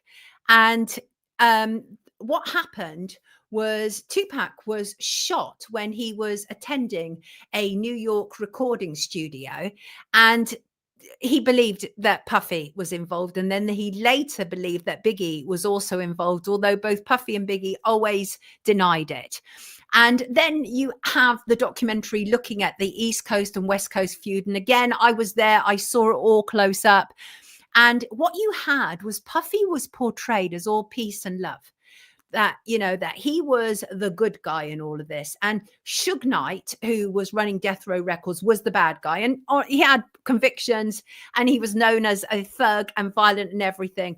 But it was like the devil and the angel were pitched against each other. And that worked very well for Puffy. But the problem was Puffy was really dark and plotting against people in the background, but he'd been given this halo glow. That was the reality. And Tupac absolutely believed that Puffy and Biggie were involved in his shooting. And Tupac then slept with Biggie's wife, Faith Evans, kind of announced it at the Source Awards, and it was really horrible. And then on the 7th of September, 1997, when Tupac was at a fight at the MGM in Las Vegas, Mike Tyson fight, he got into he ended up kicking out of this guy called Orlando Anderson, who was part of the Southside Crips, because very much gang territory out there. And Orlando Anderson was said to have stolen one of the death row chains from somebody. And so they ended up essentially kicking in the head of Orlando Anderson. And it is said that it was Orlando Anderson who eventually shot Tupac later that night. Orlando Anderson is now dead, by the way. But what was really interesting in the documentary was they revealed the extent of stuff that was going on. So Tupac was shot at that drive-by attack in Las Vegas on September the 7th, and he died from his injuries 6 days later on September the 13th. And what happened was in September 2023, a former gang leader known as Keefe D, Dwayne Davis, was charged with the murder, and he allegedly orchestrated the shooting after his nephew Orlando Anderson was involved in a fight with Shakur. But this is where it got interesting, because Keefe D has said in what they call a proffer hearing. A proffer hearing is where in America where you can be interviewed by the police and not charged over the information that you're giving up. So you are given some immunity to a certain degree, but not complete immunity. And he had a proffer session in 2008. And in that proffer session, which they actually played on Netflix, the first time I've ever heard it, he said that Puffy had been involved in it, and Puffy had a relationship with a West Coast gangster called Zip, and that had all been set up. And in fact, he went so far as to say the day after Tupac had been shot, Puffy rang the next day and said, "Was that us?" and was told, "Yes, that was us." And they claim that Puffy had wanted both Tupac and Suge dead. They claim that there was a payment from Sean Combs that went to Zip that was never forwarded to the guys who had killed him. Zip eventually died from cancer. Orlando was shot and killed in 1998. And Keefe D is standing on trial next year. So the last two men standing in this scenario around these allegations are Keefe D and Puffy. They're the last men standing. And then what you had was 6 months after Tupac, on March the 9th, 1997, Sean Combs then took Biggie to LA to record an album that would afterwards be called Life After Death. They had warnings not to go. They were told repeatedly, "This is gang territory. We don't want you here. You will be in danger." But Sean wasn't having it. He was arrogant. He was like, "We're doing this, whether you like it or not." And they attended the Soul Train Awards while they were in LA. The video was terrible. There was so much booing. They were absolutely hated on the West Coast. Biggie didn't want to do it. They were very, very unwelcome. But the thing is that the next morning, Biggie and a member of his promotion team, they were due to fly to London for a press trip. But Sean decided that they were going to cancel that press trip and said that they were staying in LA. And Sean wanted to party on enemy turf. That was what he wanted to do. And he lied in a separate documentary after Biggie's death and said that it was Biggie who wanted to go to LA. But the guy from the record label said, absolutely not. That was Sean who wanted him to go to LA and then cancelled the London trip. And it was on the day that Sean cancelled the London trip that Biggie was killed. And Violetta Wallace, Biggie's mum, has always said, well, not always, but she has said that Puffy did not help with the investigation. And many people have said that Puffy acted as an obstacle in the investigation in finding out who had killed Biggie. Now, bear in mind, Puffy had always portrayed like he was at this super closeness with Biggie and all this kind of stuff. And there's some real grotesque insights into who Puff Daddy is in this documentary. And one of them comes around the issue of Biggie's funeral. And so Biggie, you know, a product of kind of Bedford-Stuy, Brooklyn. And so Puffy was like, we are going to do the biggest funeral ever for Biggie, no expense spared. And then they said that as the cost started to roll in, he decided that it was too expensive. And so he made the funeral, which he'd said was going to be the biggest thing ever, because he was all about kind of like spectacle. But so what he decided then was to make Biggie's funeral a recoverable expense from Biggie's estate. Well, acting like the big I am. If you remember, he released that, Missing You, I'll Be Missing You over the Police's Every Breath You Take. Massive worldwide hit, massive. And what we actually heard was around shortly before Biggie's death, he was negotiating a new contract with Sean Combs, and Sean had wanted changes to benefit Bad Boy, so that Biggie's mum and wife did not know, and then who knows what happened. But what we do know was that months after Biggie's death, Sean Combs then appeared on MTV with Sting, and they performed Missing You / Every Breath You Take. And Puff was right now at the center of it all. He'd essentially replaced Biggie. He was finally the lead man. And after Biggie's death, that was when Bad Boy and Puff Daddy absolutely skyrocketed after appearing with Sting. Huge, major mainstream crossover. And he does this thing on every March the 9th, Biggie Day, Happy Biggie Day. And kind of weird. Happy Biggie Day. That's the day that he was murdered. And some people who accuse Diddy of being involved in Biggie's murder think that this is a weird ritual. And what I have always said about Diddy remains, and that is violence has always been all around him. And you know, look in part at his relationship. His first relationship with Misa, who had his first son with, was built in his mum's likeness. And then another issue that they raised up again, something else I've reported on here, was the 1999 nightclub shooting in Club New York when he was going out with Jennifer Lopez. And it was days after the shooting that he was presenting a big New York event. Again, Puff got off. His rapper Shine bore the brunt for it all and went to jail for 10 years. Sean Puffy Combs was Teflon, but he eventually ran out of road. And throughout the whole documentary, there are repeat incidences of violence, including beating up music industry executives and artists who refused to obey. Then he became kind of like a reality TV icon with Making the Band, like X Factor. And that was when one of the bands he formed was Danity Kane. But as they said, the contract was about fame, but not about making money. And they were only given 24 hours to sign. Once they were chosen, it was like, are you in or not? This is a contract, sign in 24 hours or you're out. Money was rolling in for him, but not the artist. He had a God complex. There was no doubt about it. He was abusive to these artists, highly abusive.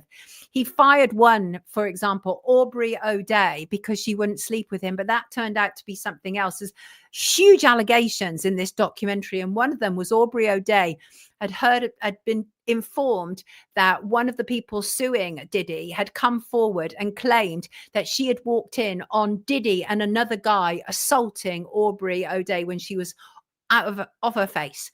She was sprawled on a couch, looking inebriated. Her bottom was naked. There was something over her top. And this witness claimed that Diddy was and another guy was also had his in her mouth. Being careful what I say here. And they said that Aubrey was completely out of it and just lying there. This is not the first occasion when Diddy has been accused of drugging somebody and then allowing other people to assault them. This is not the first occasion, but Aubrey has no memory of it at all, which is so awful, being told that and having no memory of it. And then what happened was Diddy, because his ego was just out of control, and he formed his own project because Danity Kane went kind of south. And he decided to bring in Dawn Richards, who was in Danity Kane. They formed Diddy Dirty Money. Dawn Richards eventually had a lawsuit against him. The other person involved stood by him. Then Cassie arrived in his life, she being the one that he was caught beating on camera. Cassie arrived in 2006. She was only 19 years old, and she was immediately given a 10-album deal by him. That just doesn't happen. He did that to groom her and coerce her. And he was still with Kim Porter. Kim Porter was at home with the babies, and he had Cassie. Cassie was his trophy. He groomed her. He brought in a regular male prostitute who was brought in to have sex with her over a period of 8 years. And this male prostitute described it. He said he would turn up for 2 days. They paid him $6,000. He said he went to see them every 2 weeks for 8 years. And they also went so far as to collect his semen in a cup. Weird stuff. Meanwhile, Sean Combs was becoming practically untouchable. And I had a meeting with him several times, but on one occasion in 1996, I went to interview him for Arena magazine and also for Music magazine. And I went to the Bad Boy office. They let me go in, look around on my own. They said for you to get a feel of the place, for background, for the article, which was great. And then they sent me up to 807 Park Avenue, which is where he had an apartment. And I sat down with him, and he had a cut wrist. And I've talked about this before, and his wrist was bandaged up. I said, what happened? He said, a glass shattered in my hand. Well, I'd already been told this previously, I think by Zoe in the chat, but they also reiterated this in the documentary, that actually it was highly likely that what happened was that Kim Porter, sick of being beaten up by him, had attacked him back and had severed some kind of artery, and that was why his hand was bandaged up. So I went there in 1996, and this tells you something about it. When I went there, he had one of the smaller apartments. It was still nice. It was still in a nice location, but it was one of the smaller apartments. By the end, he bought the entire property. He bought the entire complex. 2 years later, for $12 million. He wanted to convert it into a single family mansion. He ended up selling it for $14 million. He was making a lot of money. He was. And he played on the support from the street. But actually what they showed in the documentary was that he was really uncomfortable around certain Black people. There's a scene where he's doing this big homeboy thing out on the streets of Harlem. He gets in the car and immediately wants hand sanitizer. He wants a bath, all this kind of stuff. And obviously there was a lot of this footage is what the videographer had was just days before he was eventually arrested in September 2024. And so then they brought us to the trial, and the trial was problematic. And you had people in the documentary like Capricorn Clark, who had been his assistant, and she testified at his trial. And unfortunately, she'd come off very badly at his trial. Have I got an image of her? Here she is. She came off very badly. She lacked credibility. And so what had happened was that she had become his assistant, and she worked for him for several years until 2012. She portrays him as an absolute psycho. And she recalls one time when in 2011 he decided that they were going to move out to LA for a period of time. So Capricorn Clark, his assistant, obviously went with him. And then Cassie had gone hiking with Kid Cudi, another rapper who was her friend, but she was also having a thing with him because Sean was having a thing with lots of women. So I suppose Cassie kind of figured what's good for the goose, good for the gander, whatever. But the bottom line is this, is that a week later after that hike, Puffy arrived at Capricorn's door at 6 a.m. She said he had his pants split open. He had a frothing mouth. He had a gun, and he's mad that she didn't tell him they'd gone on this hike. He said, "Get dressed. We're going to go and kill him now." She said they kidnapped her, drove 15 minutes up to Kid Cudi's house. Puff went in with his gun, but Kid Cudi was actually not at his house. He was out with Cassie. And then Capricorn was talking to Cassie on the phone, and Puffy realized and said, "Tell her I have you, and we're not going to let you go until we get Cassie." And then when Cassie arrived back, he kicked out of her, and apparently she was crouching, and Capricorn said it was like some kind of 70s pimp stuff. And the thing was, don't touch her face because that's where the money is. And he eventually fired Capricorn Clark for his girlfriend cheating. That's what he did. And she's in the video and she is devastated. But honestly, Capricorn Clark, you're an enabler, because on the very first day that he employed this woman, he and his security at night drove her to Central Park and discovered that her girlfriend was in a relationship with Suge Knight over at Death Row Records. And Puffy said, you know, essentially, if you betray me, I will end you. And so that hung over her forever. It reminds me of a domestic abuse situation. I was once told about this couple. This husband on the wedding day had shown his wife a gun that was in the drawer and said, "Just remember, I have this." And they had a marriage for 16, 17 years. He never touched her. But at the end of it, she divorced him because she'd had this gun idea that he would use on her, hanging over her throughout their entire relationship. Well, that's what Puffy did with Capricorn Clark. But Capricorn, like many people, was also an enabler. And another one, to a certain degree, was Rodney Jones. Rodney Jones was a record producer who actually produced Puffy's last album. And that was when Puffy got on to Vanity Fair and started talking that his name had now changed to Love. And what had happened was Rodney Jones had witnessed some really bad stuff when he was at the studio in New York. He'd witnessed Puffy's son, and this guy who worked there go into a bathroom, and then Rod had heard gunshots, and this guy G came out, was bleeding, and Rod was applying pressure to him. Diddy said, "We have to wait for the police to get here." He was delaying them. Then Puff told Rod, "Tell the police that the shooting did not happen in here." And somehow Rod said he was going to make it all go away. And he did, because the headlines were "Man shot outside recording studio." That guy was shot inside a recording studio in a bathroom with Sean Combs and his son. Right? Anyway, the guy disappeared at the studio. Everyone acted like nothing had happened. And what Rod was saying was, you have to work for certain people if you want to make it in this music industry. Puffy was one of the gatekeepers. At the time, they were working on Moments for Justin Bieber, and Little Rod did a remix of it. And that's when Little Rod's career took off. And Puffy then took him out to record in Miami. And Little Rod said that he was being groomed, that Puffy showed him a video of black men penetrating a white man. And he said, "This is the way to succeed in the music business." And I'm thinking of one white man in particular that Puffy may have had that experience with. And Rod had also by this point now taken to wearing Puffy's hat. And that was essentially a signal that Rod was now his biatch. And it really inappropriate behavior on a constant basis. But all of these people, they were so keen to be famous and in the music industry that they were like, I'm going to turn a blind eye to this. And so there were all these enablers all the way around him. Eventually, very bad stuff.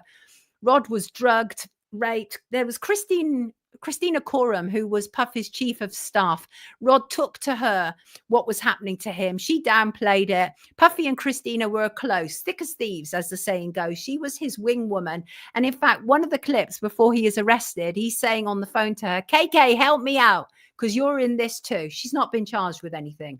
I should point out, little Rod is deeply damaged from this experience, as are many people who think that they can ignore the abuse they are suffering in order to be famous. He was broken in order to be successful in the music industry. He essentially sold his soul to the devil. That's kind of what they mean, is you have to be prepared to be kind of penetrated from all angles in order to succeed. So the Love album came out, and it was like a month later that the issue with Cassie broke. We saw the video where Combs was beating and kicking her in a hotel. And it was just, the thing is, even though Cassie didn't fare well at his criminal trial, it really was her role in issuing a lawsuit that eventually broke the dam. And so what happened was she issued her lawsuit. He settled with her immediately, like within a day. And there was at one stage, there was 100 lawsuits against him. And I think 70 are still pending. And the court case for Puffy commenced on the 12th of May, 2025. I'm a spotter of certain things. And I noted that that is the birthday of Madeleine McCann, but I'm sure there's absolutely no connection whatsoever. I just think that sometimes there are interesting connections without there being connections. And the court case, mixed verdict. It was actually a stunning victory for the defense. The documentary showed at least two jurors, a man and a woman. The woman had essentially grown up with Puffy's artists, a bit problematic. And there was this whole idea that it was an absolute PR triumph. His people were outside the court trying to influence bloggers and vloggers. And inside the court, they were buying these bloggers and vloggers lunch in the lunchroom, and it worked. So the pretense of any independent media around it was ridiculous, because it was still what we were seeing online. People reporting from the courts who were claiming not to be part of big establishment media were still being handled by Puffy's people. He knew the market. And Cassie came off bad, as if she was leading the exploits into what took place. None of it took account of her coerced mind state, that she was 19 years old, which she got together this incredibly powerful man, and he coerced her. And what happened was that they showed things that, like, after that beating in the hotel, after that, the next day, there were loving emails from her and texts from her. And people don't understand how she felt unable to get out. People don't understand the coerced mind state. The trial was a show trial. It was to move him away from even more serious allegations. But I'm not keen on the guy who sold the footage, as I say, that lacks integrity journalistically. But what was absolutely abundantly clear in this documentary is that Combs and his son have now teamed up. Justin Combs have now teamed up in a similar way that Combs and his mum did. I mean, there were several accusations that Sean and his son Justin had drugged women and then did whatever they wanted with the bodies. Awful, horrible, horrible stuff. And Kirk Burroughs, the man who had seen close up what has happened, he also was abused. He had his 25% share in Bad Boy taken away from him. And he was one of the first years ago to call out Puffy's trafficking, alleged trafficking and racketeering. And his claim had failed in court. He was blacklisted in the music industry, because you don't go up against people like Puffy. Not when they have the backing of a powerful man like Clive Davis. And what was the relationship between Puffy and Clive Davis? Anyway, they essentially erased the guy, Kirk Burroughs, from the music industry. And Puffy throughout really is portrayed as this vengeful, wicked monster. He's portrayed as someone who always emerges victorious no matter what, portrayed as someone who's devious, calculating, soulless, a master manipulator. And this documentary is all those he hurt coming together essentially to bury him. And the question is, will he rise again? I think he will. I absolutely think he will. He's been enabled by other monsters in the music industry. He was raised by a woman who prostituted herself and with a dead father who'd been a Harlem gangster. It was almost written that he would turn out the way he did. And I'm somebody who believes in psychology. But this also lends itself to bigger questions, much bigger questions. And that is, why have we allowed a world where threats, abuse, murder and blackmail is a part of the entry into the music industry and music and entertainment industry? It says something so terrible about humanity that this has been allowed to happen. I think it's an excellent documentary. I highly recommend it. As I said, it's historically accurate. The bonus of having a hip hop head like 50 Cent involved is it is historically accurate. Hip hop has, without a shadow of doubt, been one of the most influential music genres since punk. It's influenced the world in terms of music and in terms of fashion. And I was very fortunate to see firsthand how it formed and what type of people formed it. And when it was at its purest, before big business got involved, it mattered. It really mattered. It was an important social and political movement. And now it doesn't matter, because what you have is the women who are pushed forward in hip hop are almost all former strippers. Right. So it kind of tells you what they've done to the culture. But this documentary shows that the ones who rose the highest were absolutely compromised, and that Puffy left chaos in his wake, victims everywhere, endless violence and gun incidents. He knows what he's done. The thing is, I found him extremely charming on the occasions I met him. But that's part of the, the modus operandi. But ultimately, he was saved. In that court trial, he was saved. And I believe powerful people saved him. So there you go. And as I say, they have issued cease and desist upon Netflix. And also it's interesting that Puffy this weekend sent 50 Cent a bouquet of flowers arranged as a funeral display. Not too threatening, not too threatening at all. Right. And which kind of brings me to thank you wonderful donators as ever. I appreciate you so very much. Just want to say this, and that is, I'd recently said I haven't been doing other podcasts this year and don't intend to, but I recently said I would be doing Andrew Gold's. Well, I've decided not to do that. It's no disrespect to the team at all, but it's not for me.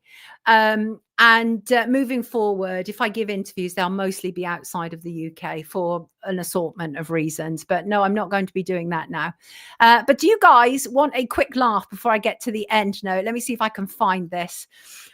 I saw this, no joke, on a BBC weather report. It popped up on YouTube, BBC weather report. And I looked at it, I was like, wait a second, that can't be. Now, so what it is the image is a pareidolia. Pareidolia, obviously, is a psychological phenomenon of seeing meaningful patterns like faces in random stuff, like when people see Jesus's face in toast.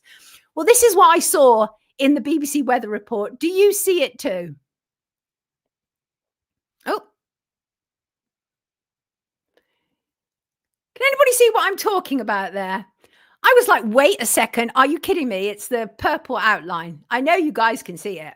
I know you can.